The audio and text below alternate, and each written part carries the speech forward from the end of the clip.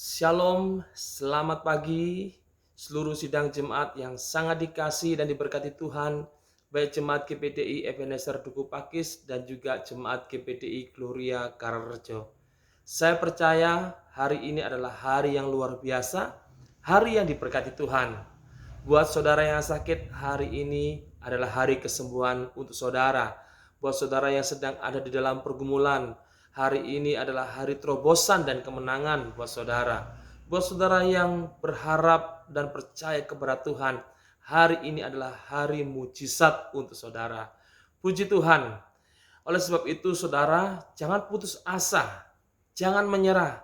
Percaya Tuhan sanggup untuk menolong dan mengubahkan keadaan saudara semua. Pada pagi hari ini saya mengajak kita untuk merenungkan kebenaran firman Tuhan di dalam Amsal pasal 22 ayat yang keempat. Firman Tuhan mengatakan demikian, ganjaran kerendahan hati dan takut akan Tuhan adalah kekayaan, kehormatan, dan kehidupan. Puji Tuhan, saudara, menurut firman Tuhan, kekayaan, kehormatan, dan kehidupan itu adalah pemberian Tuhan yang diberikan kepada mereka yang rendah hati dan takut akan Tuhan. Banyak orang berpikir mereka berusaha untuk mencari kekayaan, kehormatan, dan kehidupan. Tetapi ketika mereka tidak mendapatkannya, mereka kecewa, mereka putus asa. Karena apa? Mereka menempuh cara yang keliru, jalan yang salah. Firman Tuhan memberitahu kepada kita pada pagi hari ini bahwa kekayaan, kehormatan, kehidupan itu diberikan Tuhan sebagai sebuah ganjaran bagi siapa saja yang memiliki kerendahan hati dan hidup takut akan Tuhan. Dua hal ini adalah dua hal yang sangat penting untuk kita miliki dalam kehidupan kita. Yang pertama adalah kerendahan hati. Kerendahan hati adalah sesuatu yang sangat penting. Kerendahan hati adalah lawan dari kesombongan. Kita tahu sama-sama Tuhan menentang orang yang congkak, tetapi Tuhan mengasihani orang yang rendah hati. Tuhan berkemurahan kepada orang yang rendah hati. Tuhan memberkati orang yang rendah hati. Bagaimana sikap rendah hati kita kembangkan? Saudara, kita bisa mengembangkan sikap kerendahan hati dengan menghormati sesama kita. Menganggap mereka lebih utama. Kita lemah lembut, itu adalah sikap kerendahan hati. Janganlah kita menyombongkan diri. Kalau saudara diberkati Tuhan, tetaplah rendah hati. Kalau saudara pintar, pandai, memiliki latar belakang pendidikan yang tinggi, yang bagus, tetaplah rendah hati. Kalau saudara memiliki kesehatan yang baik, kekuatan, tetaplah rendah hati saudaraku.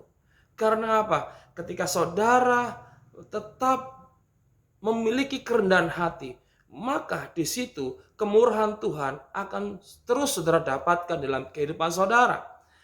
Karena Tuhan mengasihani orang yang rendah hati. Mari kita belajar untuk rendah hati. Dan yang berikutnya adalah takut akan Tuhan. Belajar untuk takut akan Tuhan. Takut akan Tuhan di dalam Amsal pasal 8 ayat 13, definisinya mungkin lebih jelas lagi saudara. Dikatakan demikian, takut akan Tuhan ialah membenci kejahatan.